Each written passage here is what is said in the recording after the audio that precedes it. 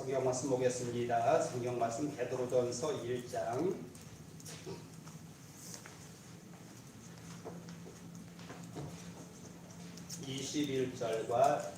21절부터 23절입니다.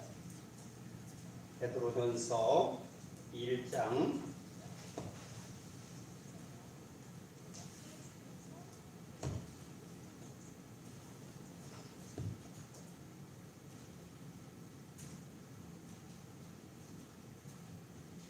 21절부터 23절입니다. 너희는 그를 죽은 자 가운데서 살리시고 영광을 주로 주신 하나님을 그리스도로 말미암아 믿는 자니 너희 믿음과 소망이 하나님께 있게 하셨느니라. 너희가 진리를 순종함으로 너희의 영혼을 깨끗하게 하여 거짓이 없이 형제를 사랑하기에 이르렀으니 마음으로 뜨겁게 서로 사랑하라. 너희가 거듭난 것은 썩어질 씨로 된 것이 아니요 썩지 아니할 씨로 된 것이니 살아있고 항상 있는 하나님의 말씀으로 되었느니라. 아멘. 이 말씀 가운데서 썩지 아니할 씨로 된 사랑이라는 제목으로 말씀드립니다. 오늘 베드로 사도는 우리에게 첫 번째 마음의 허리를 동이고 근신하라고 합니다. 허리를 동인다는 것은 우리의 모든 시작을 의미합니다. 달리기를 준비하는데 허리띠를 먼저 조이고 하듯이 모든 일의 시작을 허리를 동인다고 말하고 있습니다. 근신하기 위해서 허리를 동이래요. 우리의 모든 삶 속에 근신할 것을 말씀하고 있습니다. 교회 안에서 그럼 차갑게 살라는 겁니까? 그렇지 않습니다. 초대교회 신자들을 향해서 형제들이여 우리의 신앙에 대해 진지하게 생각할 때가 바로 지금입니다. 우리는 근신하는 사람 즉 정신이 건강한 사람이 되어야 합니다. 신령한 사람이 되어야 합니다라고 지금 베드로는 말하는 겁니다. 그럼 초대교인들한테만 이게 필요할까요? 아니요. 우리 모두에게 지금 우리에게 필요한 것이 바로 근신하는 겁니다. 근신하다 말의 뜻은 조심하고 하려고 하는 것을 줄이는 겁니다. 그런데 하나님께서 우리에게 무엇을 줄이려 하는 걸까요? 세상 사람들처럼 살지 말고 하나님의 말씀 가운데로 들어오라는 겁니다. 세상의 것들을 끊어버리고 하나님의 말씀 안으로 들어오는 것이 바로 근신하는 겁니다. 그러면 하나님의 영 성령께서 우리를 주관하여 주실 겁니다. 그러면 우리의 모든 삶 속에 바로 하나님의 영 성령께서 우리를 지혜롭게 하고 능력 있게 하고 권세 있게 만들어 갈 겁니다. 그것이 바로 근신하는 겁니다. 하나님께서 우리를 망가뜨리려고 근신하라 합니까? 우리를 온전하라고 지금 근신하라고 하는 겁니다. 사람의 중심에 뭐가 있습니까? 심장입니까? 아니요. 우리의 마음입니다. 우리의 마음을 우리는 마음 중심이라고 얘기합니다. 우리의 모든 삶의 중심이라고 합니다. 왜요? 그 마음이 가는 곳대로 우리의 행동이 따라가기 때문에 그렇습니다. 우리 마음 중심이 그러니까 무엇이 있느냐에 따라서 우리의 삶이 그렇게 사라진다는 뜻입니다. 오늘 성경은 너희들의 마음 중심에 이것을 품으라고 합니다. 하나님의 말씀입니다. 우리의 몸과 영과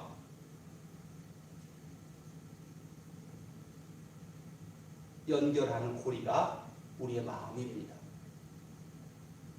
인간과 하나님을 연결하는 고리도 우리의 마음에 있습니다. 그러기에 그 마음은 내가 살아가는 모든 삶의 방향을 결정합니다. 그러기에 그 마음에 허리띠를 동이라고 하는 겁니다. 우리의 중심부에 있는 그 마음이 어디로 연결되느냐에 따라서 우리의 삶이 결정되기 때문에 그렇습니다. 잠언 기자를 말합니다. 잠언 4장 23절 모든 지킬 만한 것 중에 더욱 네 마음을 지키라. 생명의 근원이 이에서 남이니라. 예수님께서 말씀하십니다. 마태복음 5장 8절에 마음이 청결한 년 복이 있나니 그들이 하나님을 볼 것이며, 마음의 상태에 따라서 모든 것이 가능하다는 얘기입니다. 허리를 동이라. 그 당시에 입던 옷을 보면 튜닉이라는 옷을 모든 사람이 즐겨 입습니다.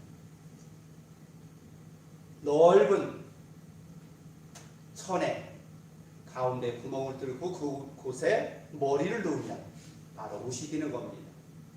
그런데 이것은 치렁치렁하여서 많은 불편함을 줍니다. 그런데 그 불편함을 해소하는 것이 바로 허리띠입니다. 허리띠를 동이고 나면 손발을 자유롭게 움직일 수 있고 내 몸에 딱 달라붙어서 더 이상 거치장스러운 옷이 아닌 겁니다. 그래서 모든 사람들은 다 허리띠를 동였어요. 성경의 그 모습을 세례 요한이 털옷을 입고 허리에 가죽띠를 띄었다고 그렇게 표현하고 있습니다. 허리에 가죽띠를 띄었다. 그렇습니다. 모든 일을 시작하고 각오하기 전에 우리는 허리띠를 졸라맵니다. 이것처럼 우리의 모든 삶의 시작이 바로 내 마음을 붙잡아 매는 곳에 매는 것부터 시작합니다. 그래서 오늘 베드로 사도로는 우리 그리스도인들 향해서 허리를 동이라고, 허리를 졸라매라고 말씀합니다. 회심한 사람들, 거듭난 사람들이 해야 될 첫 번째 조건은 허리를 동이는 겁니다. 그래서 모든 시작을 하나님 앞에 다짐하는 겁니다. 그러므로 너희 마음에 허리를 동이고 근신하여 예수 그리스도께서 나타나실 때에 너희에게 가져다 주실 은혜를 온전히 바랄지어다. 그런 사람들에게 뭐 한다고요? 하나님의 은혜가 넘치게 하시겠다고. 하나님께서 예수 그리스도의 은혜를 넘치게 하시겠다고요. 두 번째는 그리스도의 보배로운 피로 대속함을 받으라는 겁니다. 대속이 뭡니까? 대신하는 겁니다. 무엇이요? 우리의 모든 죄를 대속하신대. 그러면 당시에 대속한 것은 무엇이었습니까? 양들이었습니다. 사람들의 죄를 대신해서 양들이 피 흘려 죽었어요. 그런데 예수님께서 그리스도의 보배로운 피로 우리를 대속하시겠다는 겁니다. 우리는 우리의 모든 죄의 값을 금이나 은이나 보석으로 치른 것이 아닙니다. 너희가 알거니와 너희 조상이 물려준 헛된 행실에서 대속함을 받은 것은 은이나 금같이 없어질 것으로 된 것이 아니요. 없어질, 세상에서 없어질 그런 것들이 아니라 바로 주님의 십자가 보혈로 우리를 대속하셨습니다. 그러기에 우리는 더 이상 세상 사람들처럼 살면 안 되는 겁니다. 우리를 대신하여 모든 죄값을 치르신 분이 예수님이기 때문에 그렇습니다. 예수께서 우리를 대신하여 죽으시며 우리의 모든 죄값을 치렀으니 우리는 더 이상 그 주님 앞에 그 십자가의 고통을 만들어서는 안 될 줄 압니다. 우리의 삶을 더욱 새롭게 만들기 위해서 하나님은 우리에게 대속의 은혜를 품으라는 겁니다. 그 하나님께서 당신 아들을 땅에 보내셨고 그가 우리의 모든 죄값을 다 감당하셨으니 이제 더 이상 너희들이 죄인이 아닌 것처럼 이제 너희들은 강하고 담대하게 그렇게 살라는 겁니다. 또 우리는 그리스도의 보배로운 피로 구원받은 사람들입니다. 오직 흠없고 점없는 어린 양 같은 그리스도의 보배로운 피로 한 것이니라. 금은 무화로 된 것이 아니라 그리스도의 보배로운 피값으로 우리를 대속하셨대요. 보통 사람들이 죄를 짓고 감옥에 들어가면 돈을 얼마를 내고서 나오는 그런 제도도 있습니다. 그런데 우리가 죄값을 치른 것은 그런 금은보화가 아니라 예수님의 십자가 보혈이었습니다. 그러기에 우리는 더 이상 흠없고 점없는 하나님의 사람으로 된 겁니다. 그러기에 이것은 우리를 더 이상 세상 사람들과 똑같이 않게 살라고 하시는 말씀입니다. 점없고 흠이 없는 그분께서 우리 죄값을 다 감당하셨으니 우리의 모든 죄값은 이제 끝난 겁니다. 그러기에 죄인의 모습이 아니라 거룩한 하나님의 사람으로 살라는 겁니다. 그 피는 우리의 모든 죄를 깨끗게 하셨습니다.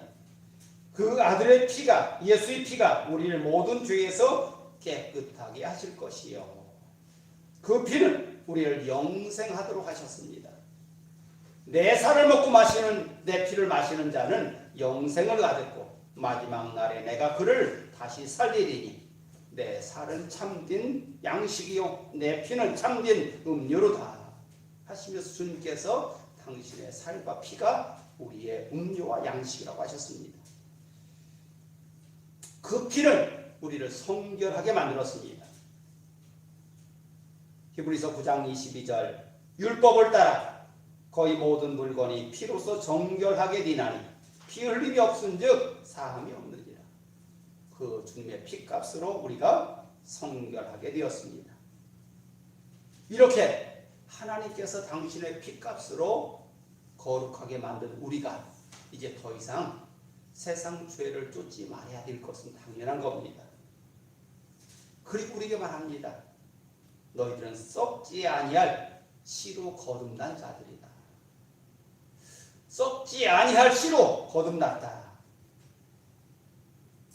요한 사도는 예수님을 말씀이 육신이 되어서 오신 분이라고 했습니다. 이것은 하나님께서 우리에게 나타났다는 뜻입니다. 하나님의 말씀이 육신으로 사는 우리의 삶으로 나타났다는 겁니다. 그냥 나타났습니까? 아니요. 그냥 나타난 것만이 아니라 그분께서 우리의 모든 죄값을 감당하시며 우리의 모든 죄를 대신 짊어지십니다. 그러면서 우리에게 거듭남이라는 것을 말씀하셨습니다. 이것은 죽은 씨가 아니라 살아있는 생명으로 우리를 나게 하신 겁니다. 무엇이든지 시간이 지나면 낡아지고 늙어지고 없어집니다. 그런데 이 씨는 주님께서 부활하시면서 썩지 아니할 씨인 것을 분명히 우리에게 증거하고 있습니다. 그 씨로 우리를 거듭나게 하셨답니다. 그러기에 우리는 이제는 더 이상 썩어질 것에 얽매이지 않기를 바랍니다. 썩지 아니할 씨로 우리를 거듭나게 하셨어요. 썩지 아니하는 이 말씀이야말로 우리에게 영원한 생명을 주시는 말씀이었습니다. 그러기에 그 말씀을 먹는 자는 영원히 살리라 라고 말씀하십니다. 주님께서 죽음에서 부활하신 이유는 우리에게 영원한 그 생명이 있음을 보여주고 우리에게 알려주기 위한 것입니다. 그러기에 저를 믿는 자마다 멸망치 않고 영생에 이르겠다고 말씀하신 겁니다. 우리가 교리를 문답하면서 예, 아니요 했다고 해서 구원받는 게 아닙니다. 우리의 모습은 이제 이미 주님께서 십자가에 달려 죽으실 때에 모든 죄값을 다 치렀고 우리는 더 이상 죄인의 몸이 아닌 하나님의 거룩한 사람이 됐습니다. 이제 그 말씀이 단백질로 변해서 거룩하게 됐다는 게 아닙니다. 우리의 육신의 모든 것은 하나님의 말씀으로 비롯된 것입니다.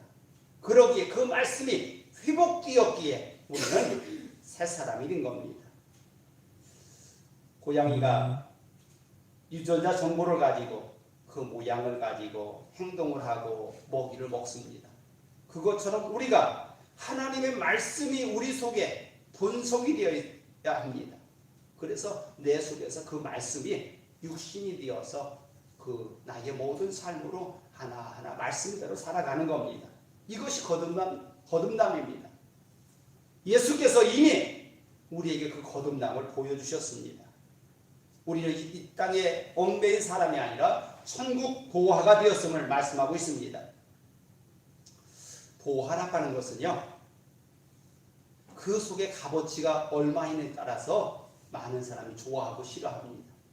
그런데 우리 속에 이 생명은요, 어느 누구도 싫어하지 아니한 영원한 생명을 우리에게 주신 겁니다. 그러기에 하나님께서도 인정한 그런 보화입니다. 그러기에 내 속에 그것을 품은 여러분들은 강하고 담대하게 능력 있게 그 삶을 하나님께서 바라시는 그 말씀의 삶을 사시기 바랍니다. 그리하면 우리는 그리스도의 생명으로 말미암아 영원한 생명이 주어질 겁니다. 육신으로 된 것은 다 썩어질 것인데 하나님의 영으로 된 것이기에 썩지 아니할 것으로 우리에게 나타나는 겁니다. 예수님은 우리에게 그 생명을 주기 위해서 오셨고 그 생명으로 나타나셨습니다. 그리고 저를 믿는 자마다 멸망치 않겠다고 우리에게 약속하셨습니다. 그러기에 오늘 여기 있는 여러분들, 이 말씀을 듣는 모든 분들, 내 속에 하나님의 생명이 있음을 감사하며 그 생명으로 인해서 기뻐하고 영광 돌리는 삶을 사시기 바랍니다. 그러면 하나님께서 우리를 통하여 어느 곳에 가든지 하나님의 사람으로 구별되게 하시고 그곳에 하나님의 역사를 써나갈 줄 믿습니다. 그래서 하나님이 우리를 이미 택정하셔서 우리 속에 하나님의 영의 일을 시작하셨대요. 뜨겁고 감사함으로 사랑하며 하나님의 사람인 것을 드러내시기 바랍니다. 기도합니다. 하나님께서 우리를 온전히 하고자 당신의 아들을 이 땅에 보내셨습니다. 주님은 우리의 모든 죄값을 감당하시며 다 이루었다 하셨고 저를 믿는 자마다 멸망치 않고 영생에 이르겠다고 하시는 새로운 길을 만드셨습니다. 주님께서 오셔서 우리의 모든 죄를 다 감당하셨기에 우리는 더 이상 죄인의 몸이 아니라 하나님의 거룩한 백성이 되었습니다. 우리 속에 말씀이 있게 하시고 그 말씀이 생명이 되어서 나를 주관케 하여 주시옵소서. 그 말씀이 내게 능력과 권세가 되게 하여 주시옵소서. 우리의 모든 삶 속에 날마다 하나님의 은혜와 사랑이 넘치게 하여 주시옵소서. 예수께서 우리를 사랑하신 것처럼 이제 우리 속에 있는 그 사랑을 가지고 많은 사람들을 품게 하시고 사랑하게 하여 주시옵소서. 모든 말씀 예수의 이름으로 기도했습니다.